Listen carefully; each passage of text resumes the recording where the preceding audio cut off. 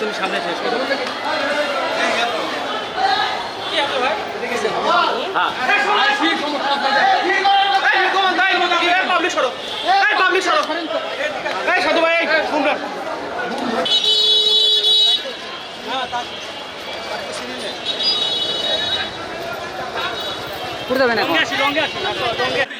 দেশ স্বাধীন হয়েছে, আমরা তাই মনে করছিলাম যে আমরা একটা স্বৈরাচার আওয়ামী লীগকে সরাইছি, দেশ স্বাধীন হয়ে গেছে এবং স্বাধীনভাবে চলবো, কিন্তু আমরা দেশ স্বাধীন হয়নি। আজকে বিএনপির লোকেরা আজকে যে হামলা শুরু করলো, তাতে কি মনে করছেন দেশ স্বাধীন হয়েছে? এরা একদলে আওয়ামী লীগের মধ্যে একটা বিএনপি মারতেছে। এরা এই যে আপনি পোশাক এতগুলো লোকের মধ্যে মারধর করলো, আপনি বগুড়াবাসী একটা কথা বলবেন যে আমি কোনোদিন তারেক দিয়ে নামে কোনোদিন কিছু করে থাকি, কেউ ফুটেজ বার করতে পারেন, আমি জুতোর মালা দিয়ে ঘুরে বেড়াতাম ভাই। আপনি বললেন না ভাই, আপনি বলছেন যে এত মিডিয়ার মধ্যে কেউ আপনি করেন তারেক দিয়ে নামে একটা ঘটনা দেখান, তো হিরো আলম তুই তারেক দিয়ে নামে তুই বকা দিছো, গালি দিছো। আজকে এরা আমার উপরে কেন হামলা করলো? আমরা হামলা ফুটেজ দেখেছি, যে কয়জন মারছে প্রতিটা চেয়ারে দেখেছি। আমাকে আজকে হত্যা করার চেষ্টা করে সবার বিরুদ্ধে মামলা হবে।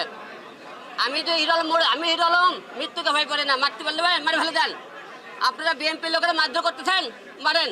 তো প্রিয় দেশবাসীর কাছে বলতে চাই, কাদেরকে ক্ষমতা টানবেন দেখেন। বিএনপি ক্ষমতা না আসতে বিএনপির লোকের পাওয়ার বেড়ে গেছে। আজকে বিএনপির লোক ক্ষমতা না পেয়ে বিএনপি মারধর শুরু করছে আমাকে। আপনারা বলেন বিএনপির কর বিরুদ্ধে আমি কথা বলেছিলাম। আমি জীবনে একটা মামলা করেছিলাম, সবাই জানেন, রুহুল কবির রিজভীর বিরুদ্ধে। সেই মামলাটা করেছিল, কিন্তু এরা যে আমাদের মারধর করলো, যে একটা লোক কেন কোন জায়গাতে মামলা করলো, আমি কিন্তু মামলা করে যাইনি। আজকে বিএনপির লোক যে আমার পর কি হারে মারধর করছে সারা বাংলাদেশ আপনি দেখছেন, আপনারা মিডিয়াতে দেখবেন যে বিএনপি আজকে ক্ষমতা না আসতে আজকে আমাদেরকে এত পাওয়ার মারধর করলো। যে বিএনপি ক্ষমতা থাকলে মানুষ মনে করেন জবকর বিজনদী, আজকে তার প্রমাণ দেখেন। তাই আমি আজকে বলতে বিএনপি লোককে মারে দেন, আপনারা তারা মারলেন না, মারেন, মারে ফেল দেবেন। আমি 1 হিরো আলম মারা গেলে 100 হিরো আলম তারা থাকবে, কিন্তু আপনারা যারা মারধর করলেন আজকে আমাকে প্রতিটা ভিডিও ফুটেজ আছে, মনে করেন না যে আপনি বিএনপির লোকেরা দেশ আপনারা এখনই বাংলাদেশের প্রধানমন্ত্রী হয়ে গেছেন, আপনারা দেশে মারধর করলেন, আপনাকে বিচার অবশ্যই বাংলা মাটিতে হবে। এর আগে মনে করছে আপনাকে সরকার ক্ষমতাতে আসবে, যারা মারধর করলেন একজন বাঁচবেন, একজনে বাঁচবেন। আমি হিরো আলম মারা দেবো, কিন্তু জীবনে অন্যের কাছে মতামত করবো না। তাই প্রিয় দেশবাসী, তারা যেখান থেকে আসেন, আপনারা আমরা আজকে মারের ফুটে দেখেছেন বিএনপির লোকেরা আজকে আমার উপরে হামলা করেছে। এরা আজকে একটা স্বৈরাচার দেশ থেকে তাড়াইছি, আরেক স্বৈরাচার দেশে আসতেছে, তারই প্রমাণ দেখেন। আজকে তাদের সাথে আমরা কি শত্রু, এরা বলতেছে আমি নাকি তারেক দিয়ে নামে কিছু বলেছি। আপনি একটা লোকের তারেক দিয়ে ফুটেজ দেখাবেন, তারপরে আপনি মারধর করেন।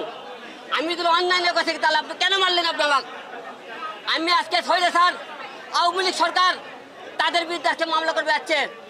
আমি যদি মনে করেন আওয়ামী লীগের লোক হইতাম, তাহলে বিএনপির লোকের কথা বলতাম, তাহলে আমি আজকে ওবায়দুল কাদেরের বিরুদ্ধে মামলা করতে আসলাম না। আজকে মামলা করতে আসছি ওবায়দুল কাদের নামে, প্রধান নির্বাচন কমিশনার হাবিবুল ইসলাম আউলের নামে, আমার প্রতিদ্বন্দ্বী ছিল তানসেন রহমান, তার বিরুদ্ধে, এবং রানা, এইরকম মোট 39 জনের নামে মামলা করেছে। ওরা আজকে কী করলো? আমি কি বিএনপির লোকের মামলা করে যাচ্ছে? আমি বিএনপির ওপর আমাকে লোক যারা হামলা করেছে তাদেরকে আমি প্রতিরোধ করতেছি, আর আপনারা আমার মারধর করলেন, তাতে কি বোঝা যাইতেছে? আপনার দেশ ক্ষমতা না পেতে আজকে এরকম দাপট দেখাইতেছেন। দেশ ক্ষমতা আপনাদের হাতে আসলে আপনারা কি করবেন?